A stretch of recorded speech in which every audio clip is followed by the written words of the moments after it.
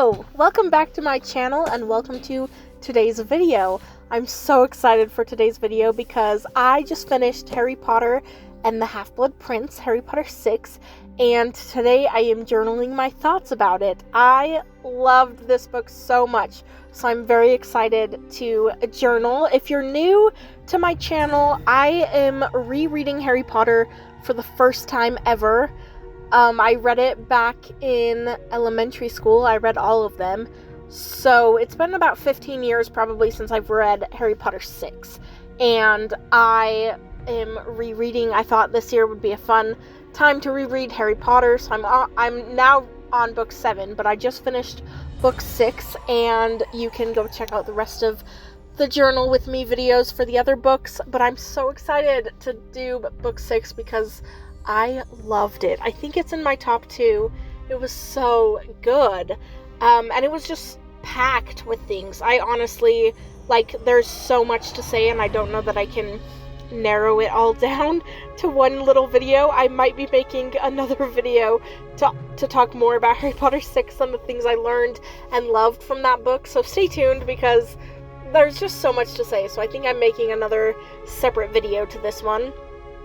To start, I'm just looking through my stickers and my Harry Potter postcards to choose which ones I want to use in my journal. The postcards are from the movies, which I also haven't seen the movies in a while, so I think I grabbed the right postcards. But honestly, this book and this movie have so many postcards, so it was hard to A, narrow down my thoughts, but then B, narrow down the postcards and stickers I even wanted to put in my journal because there was just so much.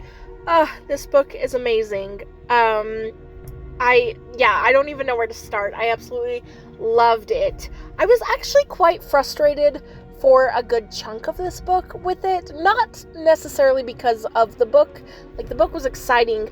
You have so much in the book. The Horcruxes, hearing about Tom Riddle, potions class, and the Half-Blood Prince, and Ron and Hermione, and all the love triangles, and there was just so much in this book. But I did feel a little frustrated for probably chapter 11 through chapter 23 because Harry kept focusing on things I didn't really care about. He would focus all about Ginny Weasley because he was in love with her, and he'd focus on Ron and Hermione, their whole fight, and just cool things still, and it was a good story, but I was intrigued by other aspects of the book. I wanted him to go into more of Snape as a Defense Against the Dark Arts teacher. Snape has waited for this moment, and obviously I can assume it was horrible because it's Snape, and maybe Harry didn't want to dwell on it, but I was intrigued. And we already got a Death Eater teaching Defense Against the Dark Arts, so maybe it wasn't that different, but I was intrigued, and we got 2 classes from Snape, and one of them was so short about the Inferi. It was just a really quick chapter, and you didn't get too much of Snape. I was intrigued by that. I was also super intrigued by Slughorn's character, and I wanted more of him and more of the Slug Club, but Harry never went to those, and that was irritating, and I will talk more about why I loved, or why I was at least intrigued by the Slug Club in my, second video for this, because I'm trying to keep this one short, but yeah, I was intrigued by that, and he never went. I was also, I was intrigued with Tom Riddle. You did get a lot of young Tom Riddle, but I feel his lessons with Dumbledore were very sparse and far between, because Dumbledore kept leaving, and Harry never went after the memory, and that just took forever, and I was frustrated with Harry. I also feel I was not super excited about the Harry-Ginny situation. I love Ginny, but for the majority of book 6, I was very annoyed and irritated by Ginny and all of the Weasleys by how they were treating Fleur. They just kept calling her phlegm and talking behind her back and being so rude to her and unaccepting, and I was just so irked by that. because Fleur is gonna be a part of their family, and they were so mean to her,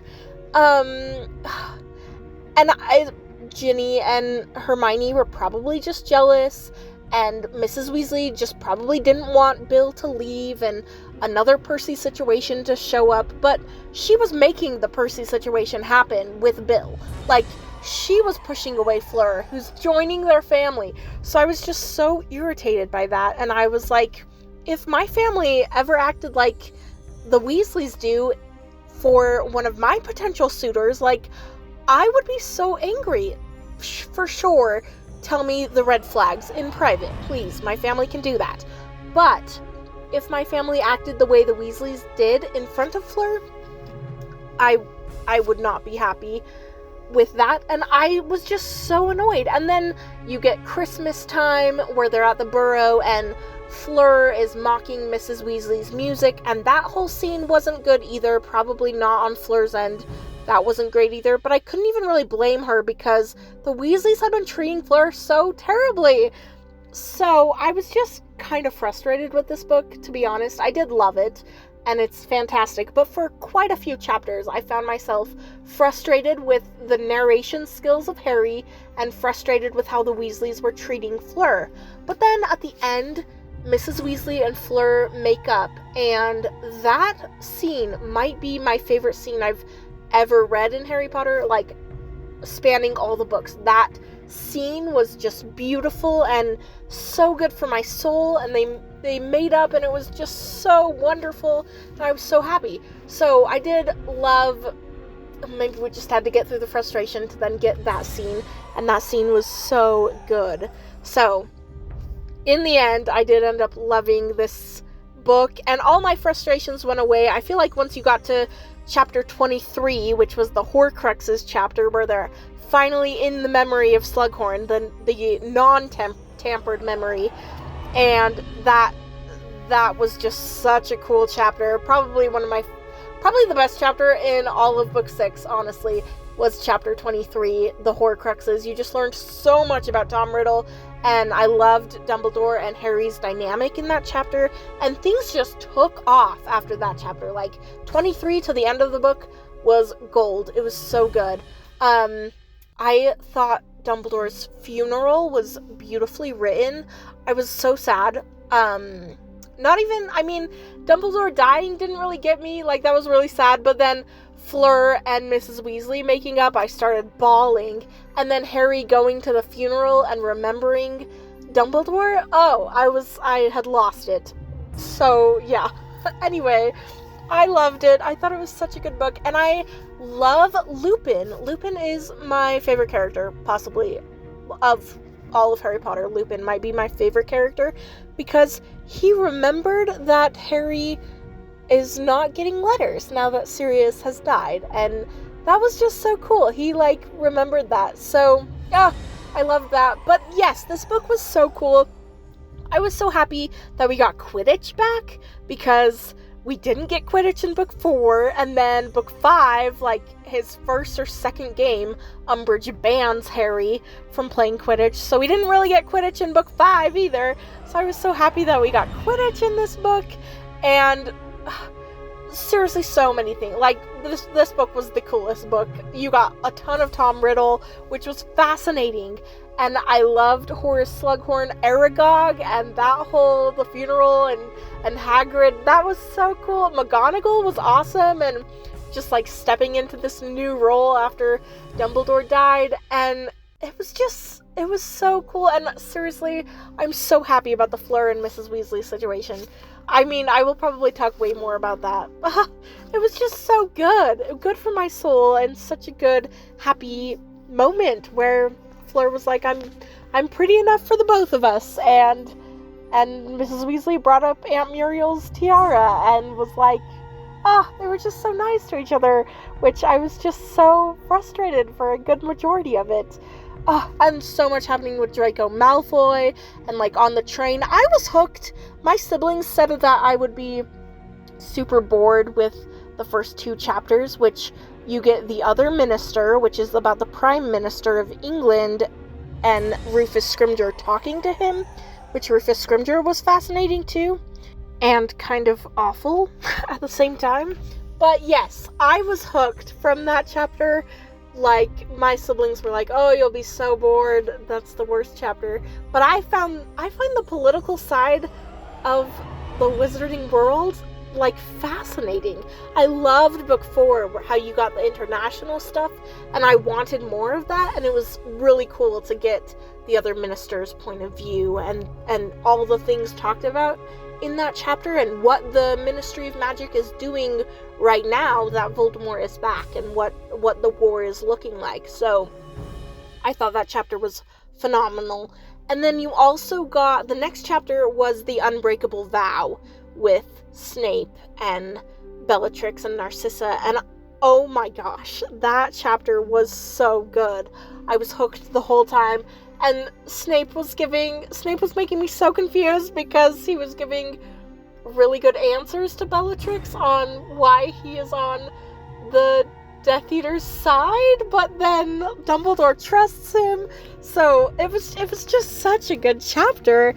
The whole book was so good. Even the parts that I was frustrated with, I mean, I can understand kind of why I shouldn't be frustrated, because Harry's a 16-year-old boy. What 16-year-old boy wants to go spend their time at the Slug Club? Like, what 16-year-old boy is going to tell me more about their awful teacher who abuses them? Like, I can see where he's coming from, and he can be focused on Ginny Weasley, and that's okay. Even though I was like, but I want to hear more things that you're not focusing on. So, yeah, even my frustrations, they're okay. This book was just so good. You got Quidditch, you got Apparition, you got the Room of Requirement, you got the House Elves, you got just so many cool things about what the Order of the Phoenix is doing and what the Death Eaters are doing, and Dumbledore's lessons with Harry and young Tom Riddle. There was just so much stuff, and it was packed. This book was so good. I'm loving Harry Potter. I'm like, why have I never reread these? Because they're phenomenal, and now I need to go learn who RAB is, and it's so good. So, I don't know obviously I've said this so many times in this video, and in my other videos, that I absolutely love this book, and this series, and this video is no different. I love them.